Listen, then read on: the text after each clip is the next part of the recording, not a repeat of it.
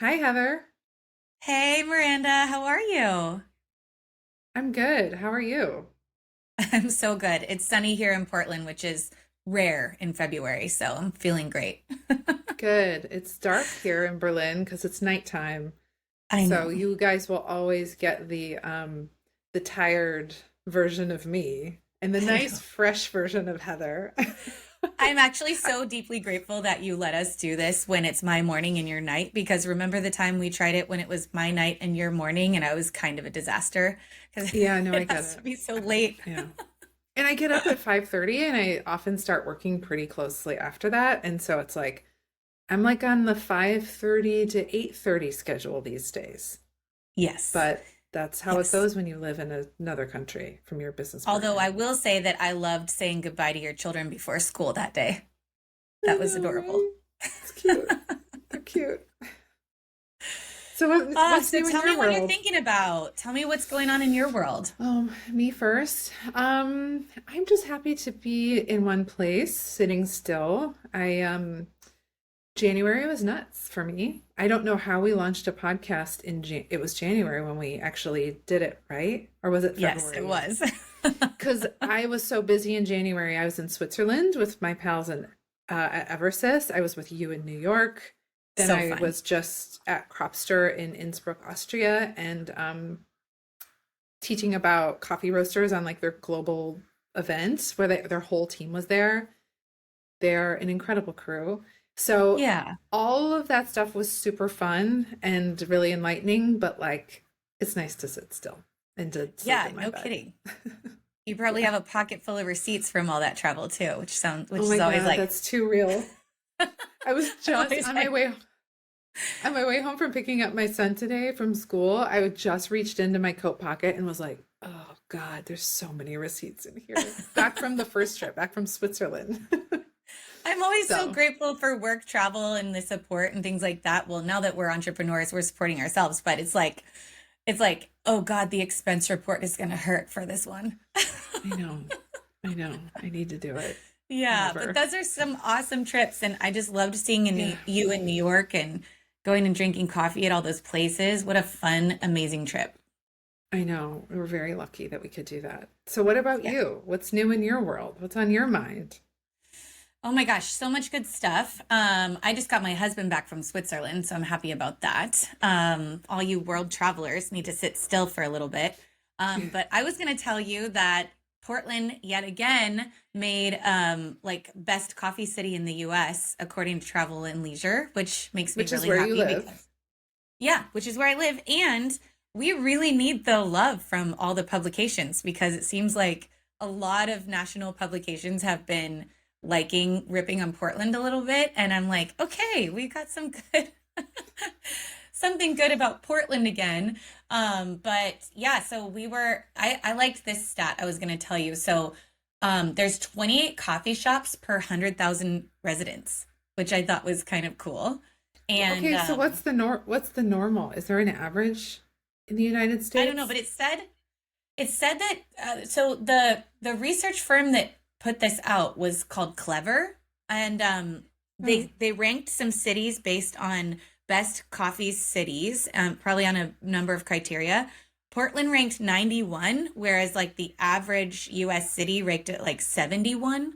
So, I mean, oh, that's a large spread. And yeah. so, Way to go, yeah, guys. I loved it. I'm so happy. And it's true, like you kind of feel it when you're here in Portland because and it's Hmm. kind of like being in LA if you're in the industry in the film or media Hmm. industry. Here in Portland, you just like run into people around town from the coffee business. And I think it's really, I don't know, it's just a great community. Like for example, I was having lunch with Sarah Allen, who's the editor of Barista Magazine, and an old family friend and one of the more delightful humans I know in the world, which is hard because I know a lot of delightful humans. And we were having this big bowl of delicious ramen noodles. And my brother Alden, who a lot of people know, is one of the founders of Hollander Chocolate. Shameless plug, best chocolate in the world for your cafe. Anyway, I'm sitting there with Sarah and Alden, and we run into Darren Daniels, who you know is he's the Oh, former executive director of Cup of Excellence, he's and not now in he owns Veritas.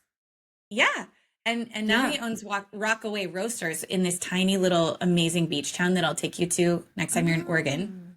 Oh, And he was having lunch with Alex Pond, who's like the ace educator, like coffee educator, that tons of people love. And funny enough, I was going to tell you that did I tell you that there's a roast summit here in Portland that's being sponsored by Roast Magazine? yes, that's right. And that's coming Yeah, up so soon. that's Is at that the like end of next week or something? February, and Alex Okay. is doing a cupping workshop with Scott Merle from La Manita. And so I think I'm going to Okay. see if I can go volunteer and get a spot. Nice. Portland is Anyway, like the West Side Erewhon of LA or something. Wait. We talked totally. about Erewhon in our last episode. We can't just keep talking about Erewhon. My fault. It's the coffee industry place to see and be seen, but now travel and Mhm. leisure have also like given us that love, and I just wanted to tell you about it because I think it's like so special and true. You just wanted a little validation. We all do, Yeah. right? Yeah, I wanted you and the world to know that there are some good things about Portland. It's sunny, we have great coffee, and some cool people to run into. I just like the nature. I like Oh yeah. I love the forests up there in the Yeah, Pacific Northwest. That's my jam. me too. I'm staring at the forest right now, which is I'm delightful. so jealous. I'm So, in the dark. I'm oh. holding my microphone today, so I apologies if I look and sound like a news anchor, but that's just the deal. This just in from Miranda Caldwell in Berlin, my foreign correspondent. Yeah, yeah. I'm the foreign correspondent. I love it. So, what are Yeah. we talking about today? Why Yeah. are we here? Oh, yeah. Good question. So, speaking of not what we were speaking of, was we wanted to talk about mergers and acquisitions in the coffee industry because, yeah, as you Sexy know, topic. so Mergers sexy, and and we've acquisitions. mergers and acquisitions are these like sort of crazy things that happen in the world that really shape the way consumers and the industry feel about certain industries, right? So, Hmm. um, I mean, and in our so industry at least. our industry, yeah. Well, I think of them like when a smaller company is purchased by a larger company, I think of it like in the 90s when your favorite like indie band was purchased by a major record label and you were like, sell out. Now I can't listen to that music anymore or whatever. Now I can't Yeah. drink that coffee anymore, right? Yeah. Yeah. I mean, a younger me definitely thought that, definitely used the term sellout, Oh, and for sure. definitely used to say the term commercial coffee. That's commercial coffee. That's corporate coffee. Don't drink Oh, with corporate that coffee. face too, that face of Yeah, with that disdain for face. those. Don't drink. And my dad still makes fun of me, by the way. He does not let things go. And he's like, but that's corporate coffee. And I'm like, I have an MBA now, Dad. It's all, I'm allowed to I drink believe corporate in coffee. corporations. I sold out. No. I am now a capitalist, Dad. No, I'm kidding. Anyway. No, but I mean now, now that I understand mergers and acquisitions, it makes a lot of sense. But I think that some of the PR around mergers and acquisitions are earned by not untrue moments where like company Hmm. valuations are actually degraded by being purchased or being acquired or being merged with. And so I Hmm. think they have gotten a bit of a bad reputation from that, but it's not always bad, right? And so I think you and I were Yeah. talking about, let's talk about some of the major moments that shape our industry, but also some interesting things that come out of mergers and acquisitions, Hmm. right? Yeah, exactly. And if my shirt tells you anything, I really wanted to look at this through the lens of Blue Bottle because what's really fascinating about that to me is that they're on both sides. Yes. They acquired companies and then they were acquired. Yes. Or were they mergers? We'll talk about that. But so that's to come. But first, let's maybe dig into a little bit more like, what does this even mean for Yes. those of us who haven't gone to business school or Yeah. don't nerd out on The Economist or, publications like that. What I is know. that? What does it look like? I have to say, I love The Economist, but I'm so cheap. I like read all the summaries of the articles because I'm like, I it's know. too expensive Harvard these Business days. Review, you like run Yeah. out after 4 articles, and I'm like, change my IP address. Why do you know that that's me?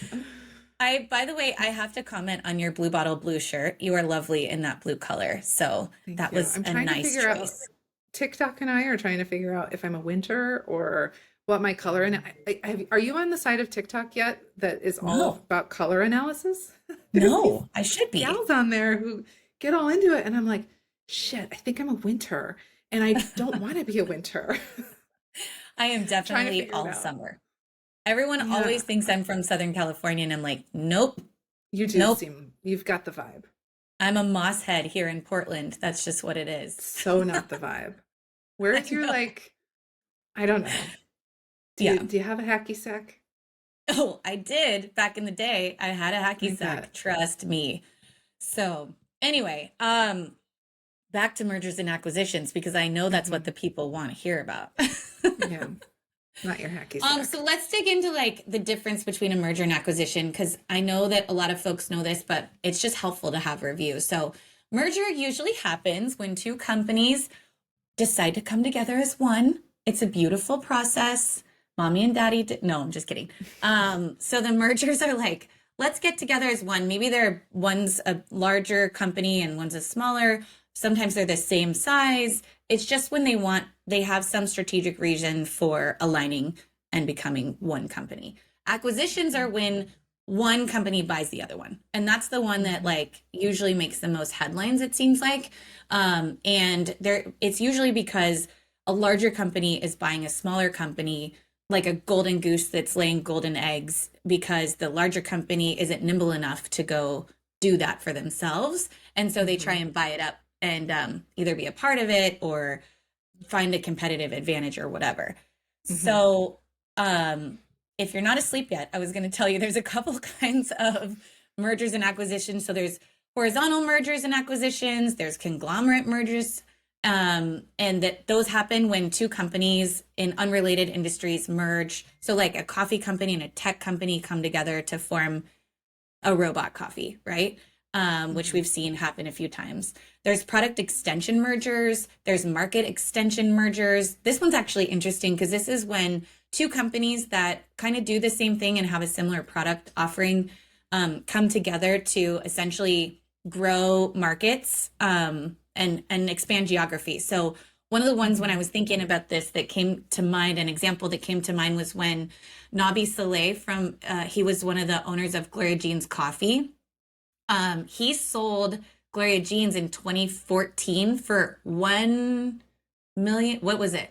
$163.5 million to let's see, who did he sell it to? RFG Company, which was basically the guys that own um, a couple of different other places like Cafe to You, Coffee Guy Group. They own a ton of other places. I can't remember. Anyway, this is what I thought was interesting. They paid 153.5 million in cash to Nobby's business, and the rest, the other 10 million, was in RFG shares. So I'm like, somebody's liquid. Jeez. I'm having a memory that I totally forgot that my first love affair with coffee was at Gloria Jean. Really? It was when I Was it a it was when I worked at the creaminess? mall, Mm-hmm. and this was when I was 15. I Oh worked at the yes, mall, and I yes, would queen. go to Gloria Jean and have it blended with a Butterfinger. Stop. No way. They couldn't do that anymore because of peanut allergies, right? Oh, probably not. I don't know. That sounds so I good don't though. know. Oh my I'd God. have And it at was least just one I sip of was that for sure. I was just drinking candy bars. That's all I was doing. Oh, where was my mother? Oh, gross. I mean, not gross if you like that, but like that's intense. That's I intense. know. Anyway, okay. I got to tell you, when Flashback. I was a young coffee person, I was working for It's a Grind Coffee House. Shout out to whoever remembers them. Actually, they were acquired by Gloria Jeans at one point, funny enough. But Yeah. the one of the main menu items that was our LTO was called a Funky Monkey. and it was like a chocolate blended, like before frappuccinos were really a thing. It was like a blended frappe with shots of espresso, chunky peanut butter, and chocolate Yes. chips all blended into one. And then I had one regular customer that would get a venti. Well, back then we called them extra large, I think. And she would have it made with half and half and then whipped cream blended into it. Oh yeah, we had those kind of customers. Oh yeah. Girl, if The you're out there full still, I hope you're still alive. I know, get an EKG. But like back in those days, I was like, that's a bit excessive, but sure, no problem. I can make you that. Yeah. Oh dear.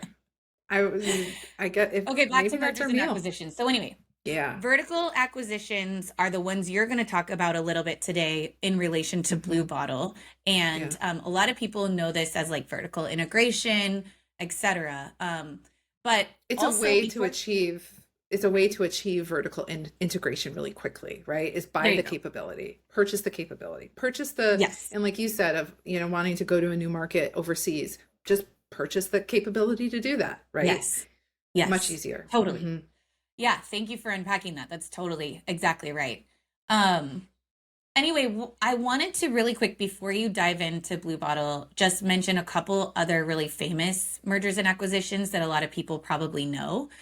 So I Hmm. was just going to mention the one. So Starbucks is notorious for mergers and Hmm. acquisitions in all different ways, but some of the big ones were back in 2003 when they bought Seattle's Best Coffee, and they that was a strategic brand portfolio opportunity, but Seattle's Best at the time was like a very big deal. I don't know if you remember Hmm. that.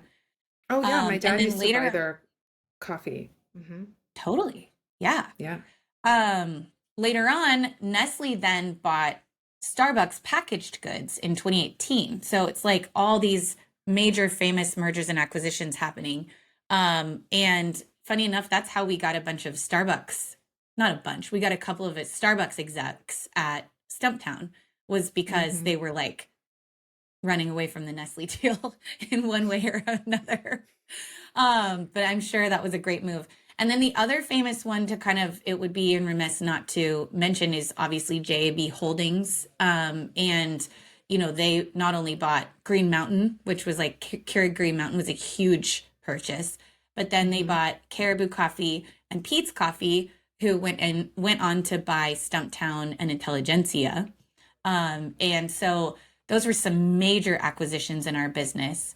And then the largest acquisition that happened in 2018 in the history of coffee was Coca-Cola acquiring Costa Coffee, and they bought that company for 5.1 billion with the B dollars. And it was also Coca-Cola could get into like a specialty coffee type of market, Hmm. which I've never been to a Costa before. Have you? Because I don't know what they're like at all. Did it work for I've Coca-Cola? I've never been to like a Costa retail, but I've been like just when I was in Innsbruck at their airport, I had to spend a lot of time there due to a canceled flight, and they had like a what do you call that when it's like, Like a kiosk? yeah, a kiosk, but like I don't, it probably wasn't run by Costa. Do you know what I mean? Like what Oh, is like a I'm third-party blanking. concessions company running a Yeah, Costa yeah. location. That Yeah, that's my totally. assumption. Yeah, yeah, because it was Yeah. in an airport. But And you can kind um of tell the difference because they're like, which button yeah, do I push? And you're like, can I just get behind that bar, please? I know. Well, and I was like, "Can I clean that bar, please?" Um but yeah, I learned some lessons from a friend about drinking milk, even alternative milk beverages in places that you don't know. Oh no, I don't want Some to know that. science. I know. That's why I couldn't. I was messaging with him on Instagram, and I was like, I can't finish my coffee now, and I really Oh need no. it. Like you can't unlearn it once you learn it. I know. Thanks, thanks, Andre. Please don't Anyway, tell me ever, Miranda. As your friend, I I won't. want you to leave I me don't know in details. Thank God, I don't know happy details. ignorance. Yeah. Oh my God. Anyway, that's Okay, my so the full last extent one of before experience. we dig into Blue Bottle is the Chobani acquisition of La Colombe, which was just recent and like also a Hmm. huge acquisition. And Hmm. that was so that Chobani could kind of get out of Greek yogurt and try and break into the coffee world. And it was obviously great for La Colombe because they've expanded across. Whoa, I just knocked my microphone over. That's why I I'm holding gesticulate mine. so Just much. hold I'm it. just throwing my microphone. But La Colombe is now in like every retailer in the United States. And I would Right. just assume that was partially thanks to Chobani. So definitely a strategic alignment. So now that I've gone on a diatribe about famous specialty coffee acquisitions and mergers, and I guess I didn't really get into mergers, but acquisitions, I want to hear your story from an industry insider's perspective and all the juicy details about the Blue Bottle stuff. So yeah, tell us Yeah. more. Yeah. So you're going to hear this from my perspective, which is an ex-wife's perspective. So um, basically, what Say I that find again. really You said interesting. ex-wife's perspective. Let's say that for Oh, you'll listeners see. again. You'll see. So sorry, everyone. We're going to dig into my personal life. So basically, in 2014, in April, it was announced that Blue Bottle was purchasing Handsome Coffee Roasters and Tonks. So Okay. if you don't know who those folks are, Handsome was a coffee roasting facility and cafe in like the arts district of downtown LA. Hmm. And it was started by three former intelligentsia employees, um, Michael, Tyler, and Chris. And Hmm. Michael Phillips, world barista champion, current Yes. friend. Hi, Michael. Um, Tyler Wells, who when I met him was the cafe manager at the Intelli Pasadena store. And at the Oh time, yeah. Michael lived in Chicago. So this was Oh. before, at the time before Handsome started. Hold on, I got my story all mixed up. So before Handsome started, Michael was living in Chicago, coming to LA all the time. Got it. Tyler was the manager at Pasadena. And then I Chris love that Owens store. also worked at the Pasadena Intelligentsia. And the three of Mm. them would come into the cafe that I worked at, that I was the Mhm. manager of in downtown LA called Coffee Bar. We had just opened Oh, and they just kept coming in and hanging out and like meeting each other there. That was in, that would have been in like 20, 2010, 2011, 2011. yeah. We both And have so a they, terrible brain for like dates, I feel like, but I know. So suffice to say, 2011, I was living in LA. I was the manager at this coffee bar, and those got three it. would come in all the time. Yeah. Fast forward, oh, wait a second. They're all leaving Intelligentsia. Mike's moving to LA, and they're opening Handsome. So in Were they scheming 2011, there at your coffee bar? You were serving them yeah, espresso while they were scheming handsome? yeah. I love it. I was serving, I was fueling their business plans. Not at I all. love that. So they started Handsome in 2011. And meanwhile, the reason well, we'll get to that later. And Tonks Coffee started in 2011 also, the same year, started by this guy who goes by Tonks. His name's Tony Konechny, and he started it with his business partner. Okay. And so they started in the same year. In 2014, Blue Bottle decided to purchase both companies. So the announcement came out, and I was like, whoa, Handsome was bought by Blue Bottle. Hadn't heard Yes. about the story with Tonks. So I went to a job interview to interview for working with Verve. And I was Yeah. talking to Chris Jordan, who was hiring me, and I was hired. But in the interview, I said, oh, yeah, did you hear that Handsome sold a Blue Bottle? And he goes, yeah, and Tonks. And I said, excuse me, what? And he goes, yeah, and they bought Tonks also. And I was like, what? They did? And he's like, Yeah. yeah, do you know him? And I'm like, he's my ex-husband. And Oh he's my like, God, oh, Miranda. I told him right in the interview, like, he's my How did he ex-husband. take that? Like, he's my ex-husband. Was he like, you just made out gold? It's, Like, what it's happened? fine. I nothing really. But the reason it stopped me in my tracks is because I married Tony right before he started Tonks. So Okay. he and I had known each other for like a couple months. And I thought I was doing something really fun and romantic, and I ran off and married him after not really knowing him. Turns out it wasn't Oh, you romantic, just it was just irresponsible. And I was just I was an alcoholic and trying to change my people, places, and things to like fix Got myself. it. He's a very Yeah. nice guy. Wasn't the Also, right youth thing. makes it so romantic. I blame like 90s rom-coms for making that seem like a good idea I because we were know. watching things like Sleepless in Seattle where they like get on a plane and meet in New York and next thing you know they like have a blended family. So, I know. not entirely your fault. You were kind of programmed to think that was like a neat idea. Thanks. Yeah. Well, and I was just like, I don't know. I don't know. And it was a little bit romantic. We got married at a payphone in at Nepenthe in Big Sur. Uh-huh. Anyway, You have to so say who signed your marriage license though. That one's good too. I know our friend You don't Wendy, have to say. she now works at Blank Street. Sorry, Wendy, I'm bringing you into this.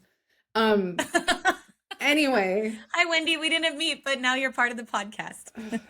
anyway, so Tony and I were together for like a couple months, like not very long. I left, I went to LA, I got this job where I was serving the handsomers at the Uh-huh. cafe. Got it. And but here's the thing, Tony and I were legally married and we Yeah. didn't have the money, neither of us. We were both broke. We couldn't, rub two Yeah. pennies together. And so we didn't have the money to get divorced. Oh, And so we geez. were married for years Yeah. Grown-up people until, problems. yeah, until one day divorce papers showed up. And I Mm. was like, oh, shoot. Okay, cool. He's got a little money. We're getting married. That's nice. And Divorced, two not weeks married. later, Divorced. divorced. Thank you. We're getting divorced. And like 2 weeks later, I'm in this job interview with Chris Jordan learning, Oh, oh, that's why we got divorced. slimy. Slimy. It's because his company was just purchased.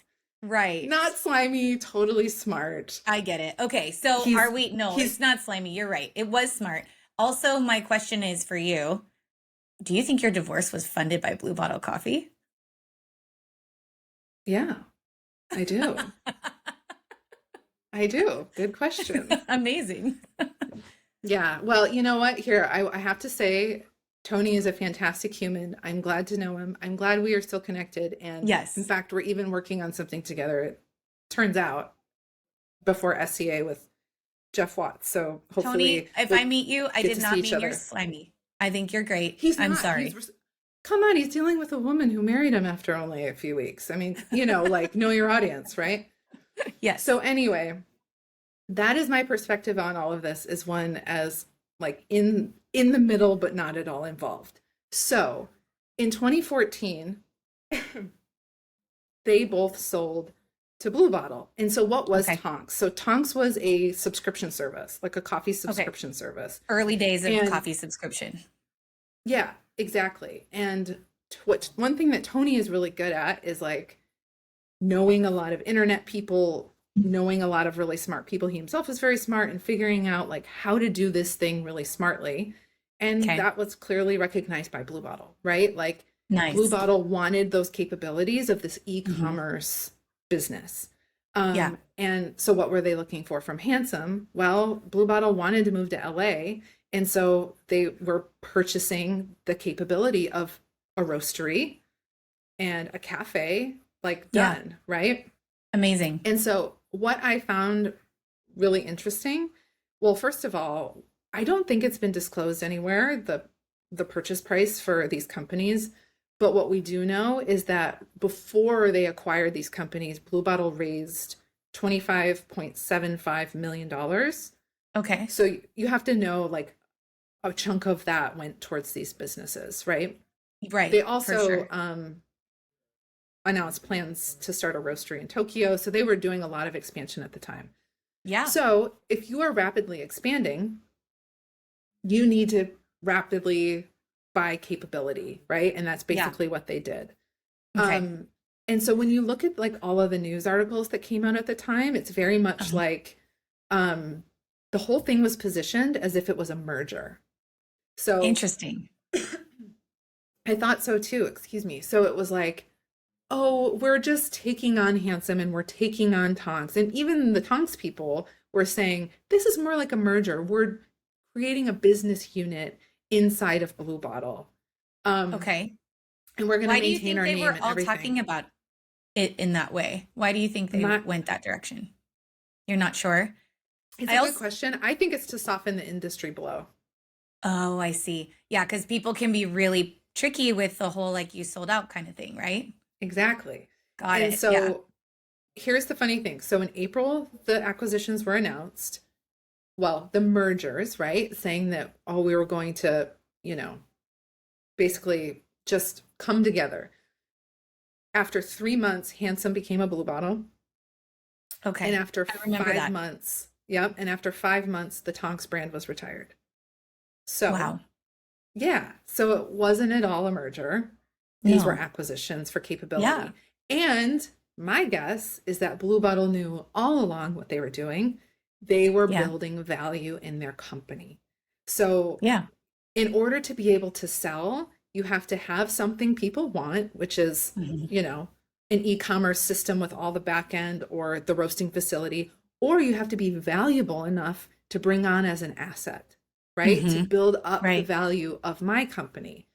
Sure. So Nestle probably had been smelling Blue Bottle for a long time, right? Okay. And Yeah. in 2017, Nestle acquired a 68% stake in Blue Bottle and Yeah. paid $425 million for that stake.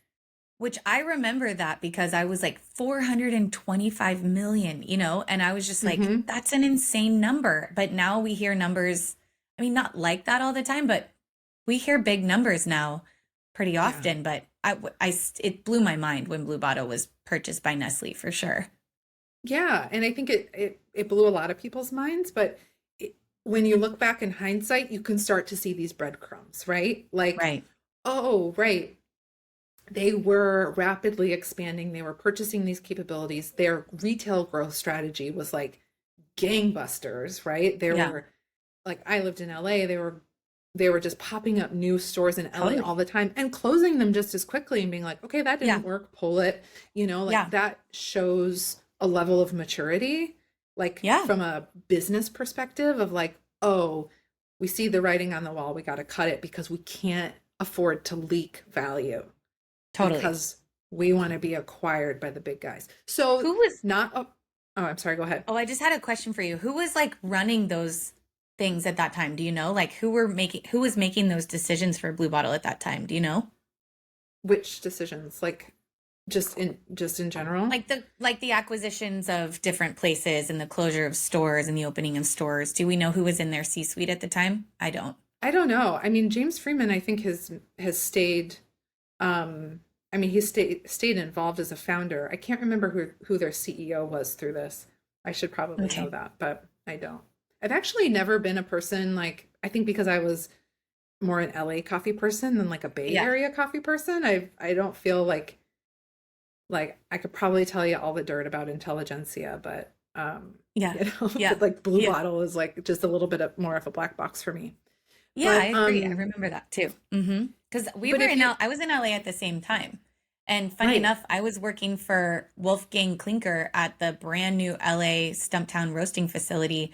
And then he left. I loved working for him. And then he left to go work for Blue Bottle when right after they acquired both Mm, Handsome and hmm. Tonks. And I'm like, no, Okay. you can't leave me. I think he's still at Blue Bottle. I don't know. Hey, Wolfgang, if you're out there.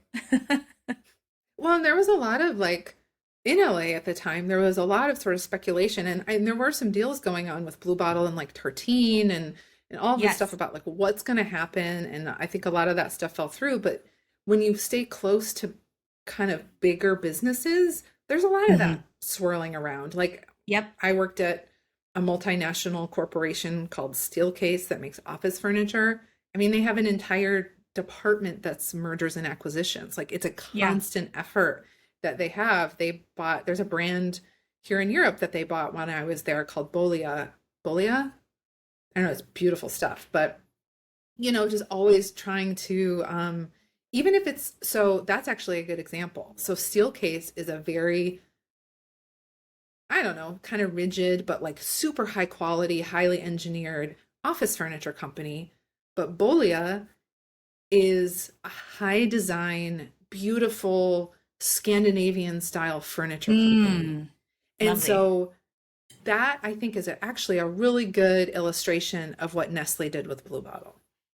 So Nestle has obviously an incredibly robust supply chain, Yeah. business management, financials. You know, everything is obviously very the highest level. Well, then you buy someone like Blue Bottle, so that you can. It's the street cred. It's Hmm. the fine. It's their special. I always say it's like their specialty coffee R&D arm. Yeah. So what they've been able to do is take their capabilities. So what do we know Nestle for? Instant coffee. Yeah. What is Blue Bottle doing more and more and more of these days? Instant coffee. But guess Hmm. what? It's delicious. It's amazing. Yeah. Right. Um, I was hanging out with Mike Phillips at SCA last year, and we were talking about it. I was like, what's with this instant espresso? And he was telling me about it, and I was like, oh, you just sold me. And I Yeah. went, and I was going to LA for a while after SCA, and I went to the Venice Blue Bottle and I bought some, and I was like, I just want to have this on me everywhere I Yeah. go. Like, I love it, Totally. you know? And that capability came with their attachment to Nestle, you know? And I now we're hear. seeing um the Nespresso, the Blue Bottle Nespresso capsules, and Yeah. they're Did the they just really, announce those? yeah, they're the really good ones. So like Nespresso has you know, capsules that were like the patents up, and so anybody can make them, but these are Oh, still under patent protection. So they're like right. they'll give you the best extraction. Oh, I don't nice. know as much about this as some people I know do, so I feel stupid even talking about it, but like they're better, they're really high quality. So Got it. um this is the interesting thing that can happen with these kinds of company deals. And Totally.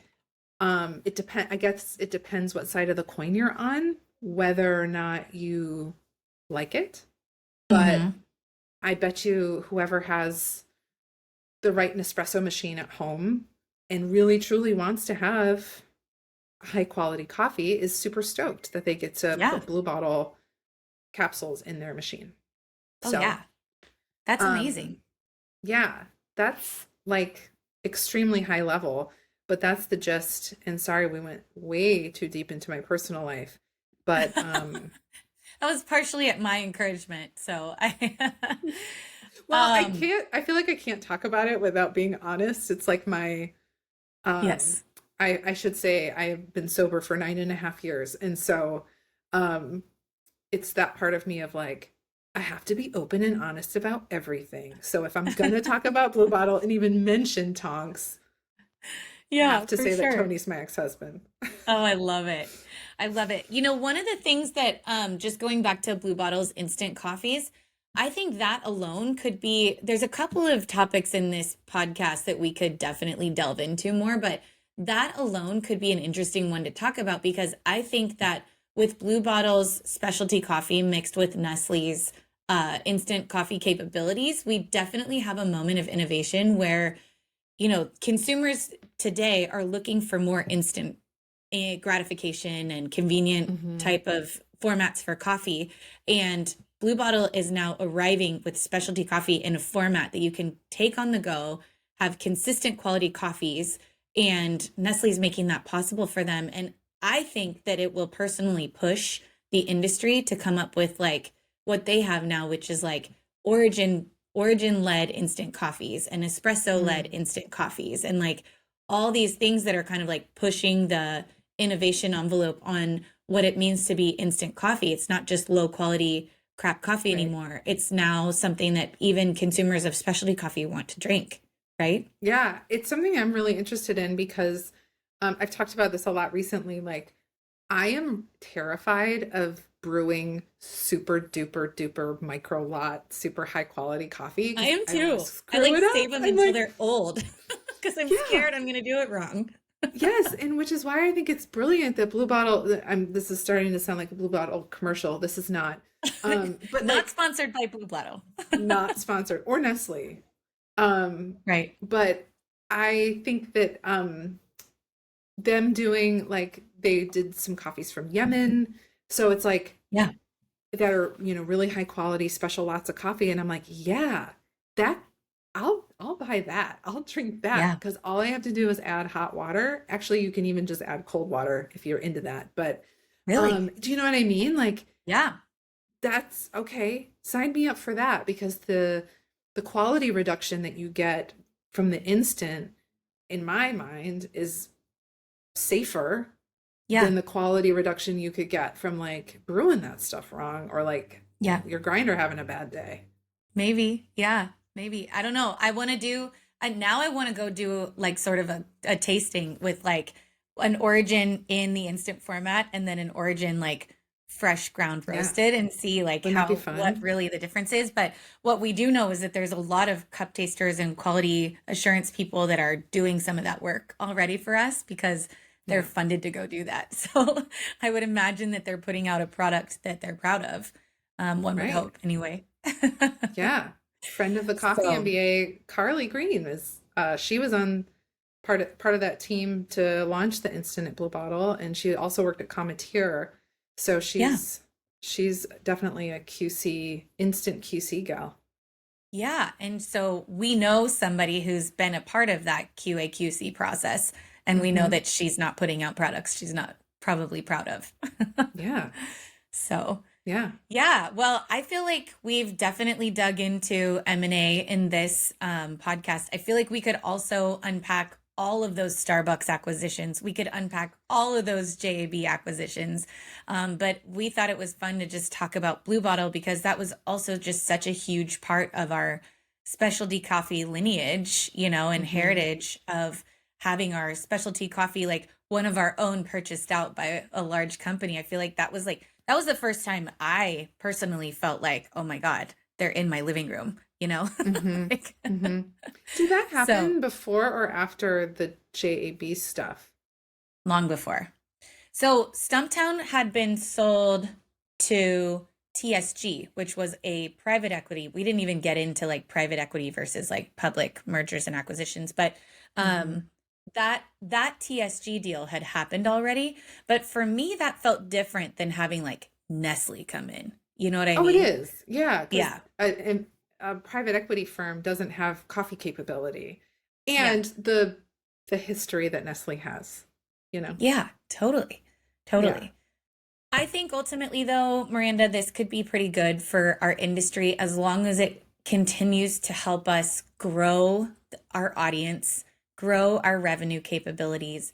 The one thing I don't want to see is specialty coffee gobbled up into something that's no Hmm. longer like recognizable to itself. But I do Hmm. think having more money, more resources, and more education around specialty coffee is ultimately really good for our industry. What do you think about that? I agree. I mean, I think that I hope that if you don't want to sell as a business owner or business manager or founder or whatever, that you don't have to, right? Like Right. if you want to remain independent and you love working in your business and you love supporting your community and being a part of that, I hope for you that you get to continue to do that. And I hope that Yeah. we at the Coffee MBA or whoever can help you with resources so that you can keep doing that. Yep. However, an exit strategy is sometimes nice, right? And Yeah. I hope Yeah. that and I think there are new models happening where it doesn't have to be a $425 million deal. It can be a much smaller deal that's kind of right size for you and your business if you have a little bit more of a lifestyle business with these new, Yeah. newer operations like Fairwave Collective and stuff like that. Right. There are these like interesting new opportunities for acquisitions and mergers. And I think that it's all what I just want to say is like none of it's a good thing and none of it's a bad thing. It's all Yeah. about the choice making of business. And it's Hmm. still business being done. Yeah. If you acquire a business, if you are acquired, if you merge, even if you have like a strategic partnership, this is this is probably stupid to say, but this is the creativity of having a business is you get to Yeah. pull these levers Hmm. and create something that works for you. And Yeah. so again, it's not good or bad, it's choice. I Yeah. don't know. I And agree. maybe in some No, ways I agree. some ways sometimes it's not so great. And if you catch Yeah. me in private someday, maybe I'll chat your ear off about some of these topics. But Yeah. Well, I've certainly Yeah. seen founders who have had seller's remorse, and I've certainly Mm, talked to private equity people who have had buyer's remorse, and hmm but I do think when these deals go well, I think it's kind of like like a starlet moment, like you hit your celebrity. It's so rare that like people actually become celebrities that move to Hollywood and try to make it in the film industry. It's kind of like hmm it's so rare, even more rare to get a deal like with Nestle or Chobani or hmm something like that when you're a hmm founder.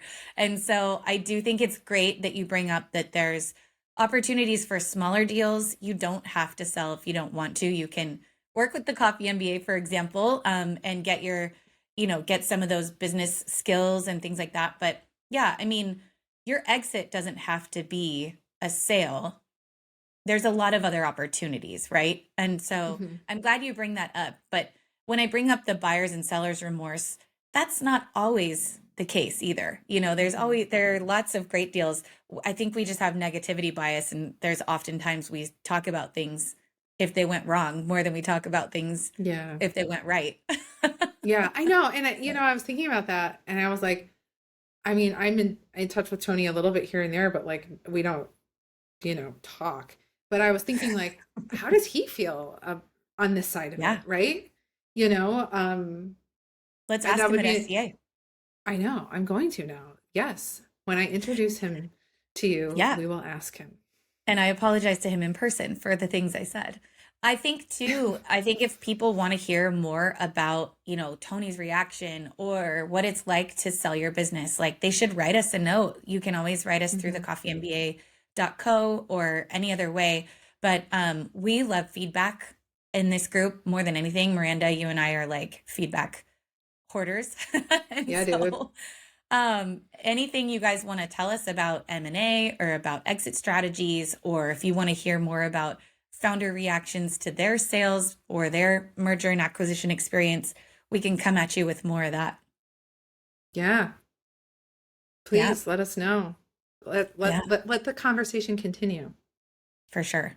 Although we do have a lot of other juicy topics we can get into too. I know there's so much. Well, man, thanks, Heather. This was fun. Yeah, thank you for telling that amazing story, Miranda. You're such an industry lifer, it seems like. I love I it. am. I'm And I married love to that it our even. worlds were just orbiting around each other when we were in LA and then Austin and It's so weird. How did we not meet until last fall? Like, I don't get it. I don't know, but But you've always been cooler than me, I think. So that's probably how. I don't think so. Not true. All right. Thanks, Miranda. So good Thanks, chatting with you. Heather. You too. See you all. Bye.